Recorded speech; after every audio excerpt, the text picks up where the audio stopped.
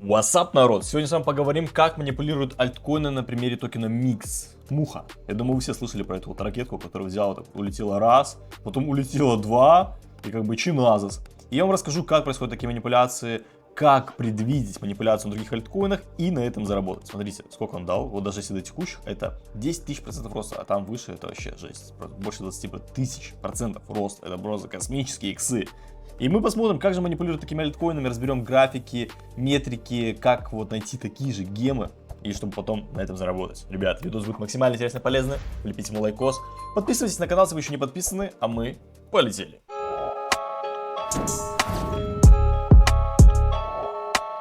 Начнем с того, что график токена MIX до того, как он запампился, выглядел как-то вот так. Да? То есть ничего необычного, просто в диапазоне торгуется. Это дневной график. Мы видим жесткие коррекции, то есть с пика до лоу коррекция на 68%. Что, в принципе, на альткоинах достаточно нормальное поведение. Потом от этого пика до этого лоу. Минус сколько? Минус 64%. Абсолютно нормальная коррекция. Потом отсюда до отсюда сколько у нас? 52. И только потом токен улетел.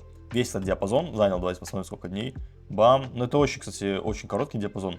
Всего лишь 88 дней. Это очень быстрое накопление. И потом у нас пошел первый памп, тестовый памп. То есть, видите, зашли объемы. Начались покупки, и токен начал лететь. Потом у нас был первый откат. Сброс этих вот чуваков, которые здесь залетели с высокими плечами. То есть, их побрило здесь. То есть, первый был откат. Второй откат уже более глубокий. Здесь всех лонгистов побрило. И тех, кто случайно пассажиры здесь зашел, они здесь, соответственно, распродавались. А тут эмиссия снова отбиралась. Это называется аккумуляция, зона аккумуляции, когда у нас еще раз идет повторное накопление. И идет следующий памп. Вот, и всего лишь за раз-два пампа токен улетел на отметке $19. А начиналось все, знаете откуда? Вот давайте посмотрим самый лоу по графику. Самый лоу это у нас 0.048, то есть около 5 центов. Цена доходила до 19 баксов. Это просто космические иксы на депозит. И мы видим, что здесь тоже зашли объемы, и токен запампился. Каким образом запампили данный токен? Во-первых, чтобы запампить такой токен, чтобы сделать с первой покупки, дальше что токен полетел, нужно владеть эмиссией токена. То есть в этом диапазоне манипулятор, команда проекта и прочие люди, маркетмейкеры, они здесь отбирают токены. Мы тоже с вами это посмотрим на графиках. Вот здесь отправляется в этом диапазоне токен. Когда ты владеешь эмиссией, когда у тебя есть все, ты можешь назначать любую цену данный актив. Ты делаешь здесь покупку, вот ты владеешь, 99% токенов лежат у тебя. Ты делаешь одну покупку, все, токен летит. Народ видит, что муха летит, все пишут, муха летит, посмотрите, ребят, токен летит. Все начинают покупать, а на рынке монет мало, потому что не лежат в одних руках. И за счет того, что у нас огромный спрос, а предложение совсем маленькое, у нас улетает цена. Это просто базовый закон всех рынков. Поэтому так работает, и цена улетела. Также, конечно же, это все подогревается новостями, опять же, посты в каналах блогеров всяких, то, что график там летит, уведомления приходят людям, новые листинги. От самой команды в самом твиттере тоже были посты. И в интернете можно найти расследование, что токен MIX раздали airdrop на свои же кошельки. То есть они уже заранее запланировали эту манипуляцию, поэтому так мало времени это все заняло, 88 дней накопления. Они заранее раздали на свои кошельки airdrop и потом аккумулировали эмиссию, отбирали здесь монеты для того, чтобы запампить данный токен. Здесь уже происходило у нас распределение монет хомякам, которые решили прикупить вот этот вот новый супер DEX, супер класс, новая биржа нового поколения.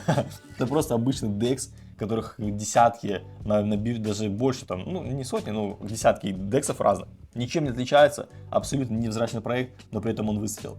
Как так может быть? Просто манипуляция, потому что проект ничем не отличается от других дексов, он ничем не лучше, возможно даже где-то хуже, но проект выстрелил, потому что манипуляция была уже заранее. Погнали смотреть графики. На CoinCap можно посмотреть rich list, то есть количество кошельков, которые удерживают данный токен, что они делали. И мы здесь устойчиво видим, что на протяжении года в сети BNB топ-100 холдеров, они накапливали эмиссию. То есть владеют эмиссией 999 кошельков. Топ-100 кошельков владеет 999, 21% эмиссии. То есть буквально вот ритейлу, участникам рынка, осталось там 0,8%. 0,8% от общей эмиссии. То есть вы понимаете, насколько мало токенов в рынке. И когда ты, я опять же объяснял, когда ты владеешь всей эмиссией, у тебя все предложение, когда повышается спрос, цена просто улетает, ракетит в космос. Поэтому, ребята, и произошел такой памп.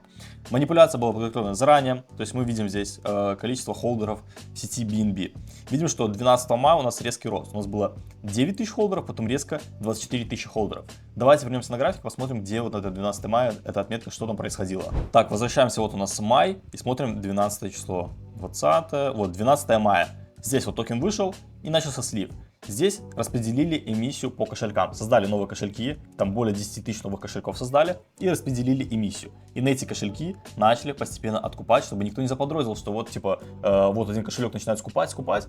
Для этого делается куча кошельков, и на эти куча кошельков распределяют токены, на них покупаются. Это все делается с помощью ботов, разных автоматизаций, это, конечно же, не руками делают. И вот таким образом на куче кошельков началась отбираться эмиссия данного токена. Ну и потом пошла ракета как бы. Потом пошли новости, первые покупки крупные, чтобы запампить цену, чтобы привлечь людей. И, собственно, видим такую вот ракету. У нас обычно памп, кстати, происходит первая волна, вторая и третья завершающая. То есть мы, возможно, еще можем увидеть третью волну. Я ни в коем случае не рекомендую покупать этот токен. Я сам его не покупаю, не буду покупать и не рекомендую. Потому что мы можем из текущих полететь вниз. Несмотря на то, что до сих пор у команды огромная часть токенов, мы все равно можем полететь вниз с текущих. В принципе, им достаточно, то есть токен стоил 5 центов, сейчас стоит 9 баксов, практически 10. Ну там все равно иксы космические, и команда может прямо сейчас разгрузиться, и все как бы. Извините, нас заскамили, там еще что-то произошло, разногласия, мы покидаем проект и все. Поэтому я лично в такой не инвестирую ни в коем случае. Если бы вы заметили заранее тут памп, зашли на откате, либо на первых свечах, окей. Но с текущих я бы не заходил. Несмотря на то, что даже если токен улетит на 50 баксов, я бы все равно с текущих не заходил, потому что слишком рискованная история. То есть риск-профит не бьется, риск-профит не в нашу пользу, невкусно. Поэтому я как бы в такое не захожу. И мы видим, что кошельки, скорее всего, кошелька команды, вот 200 тысяч токенов, 200 миллионов токенов, точнее. 175 миллионов токенов. То есть, есть огромные кошельки с огромной эмиссией, с определенным числом процентов, то есть ровненькие. И, скорее всего, команда распределяла по 4%, вот видим. Это все команда распределяла на свои кошельки и токены.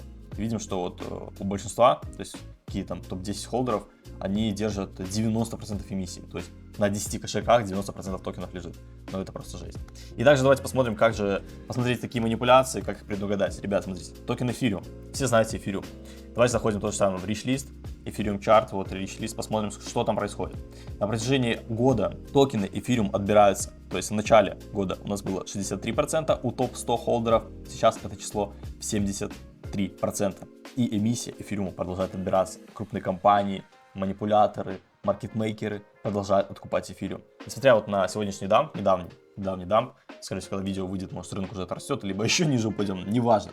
В любом случае, крупный капитал, манипуляторы отбирают токены. И таких токенов, как эфириум, огромное количество, в которых продолжается накопление, в которых актив отбирается у ритейла. Количество холдеров растет, на кошельках это все распределяется, а люди до сих пор думают, альткоины, альтизон не будет, все, мы альткоин заскамивались. Когда в другое же время эти альткоины откупаются крупными компаниями и людьми, которые шарят. И таких примеров огромное количество, когда токен находится в зоне накопления, и его не воспринимают серьезно. Вот, допустим, тоже здесь, видите, начался рост объемов. Допустим, на токене Mix, там была муха будем его называть.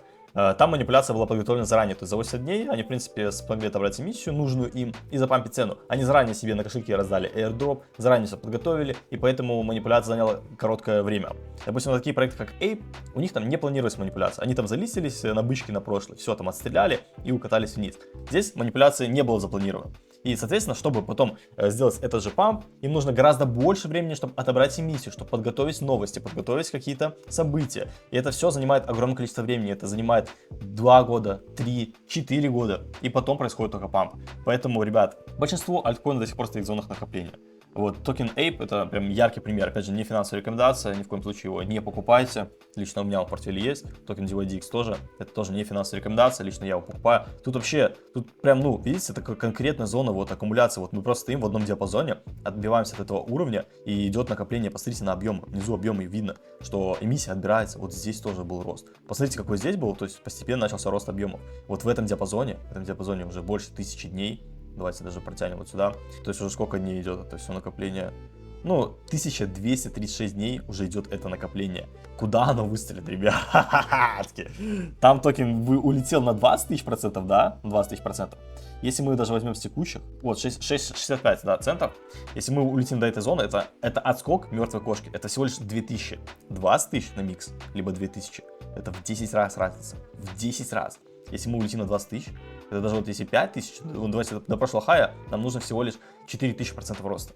4000% роста всего лишь до прошлого хая. Эмиссия отбирается у таких токенов, как DYDX, Ape и разные другие токены.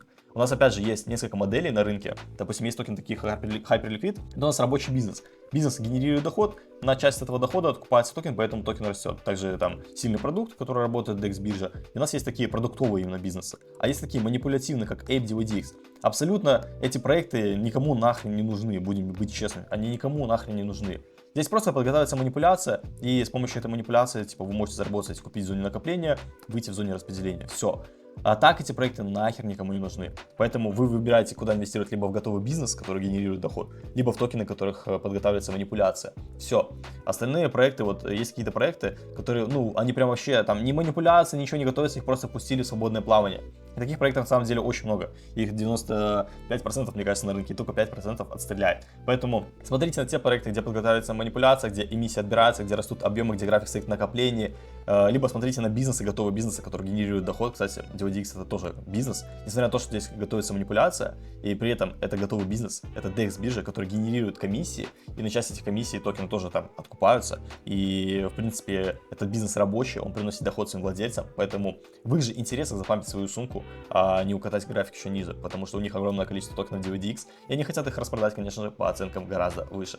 Поэтому, ребята, такая вот информация на данный момент. Надеюсь, вы ее воспримете правильно и будете использовать для того, чтобы зарабатывать на крипторынке, а не будете говорить, что альтзона не будет, все, мои токены укатались, никому они не нужны. Когда происходит такая вот зона накопления, рост объемов, какой скам. Опять же, дело каждого, кому-то там не будет эта зона, у кого-то там будет. Посмотрим, время лишь рассудит, что было это, зона накопления или зона, где крупный капитал сливал свои токены. Вот с такими вот объемами на самом дне. Посмотрим, ребята. Поэтому, ребята, если видос был полезен, делитесь с ним с друзьями, мне будет очень приятно, пишите комментарии. Подписывайтесь, если вы еще не подписаны, залетайте в телегу, ссылочка находится в описании. А мы с вами увидимся в следующих видео. Всем пока!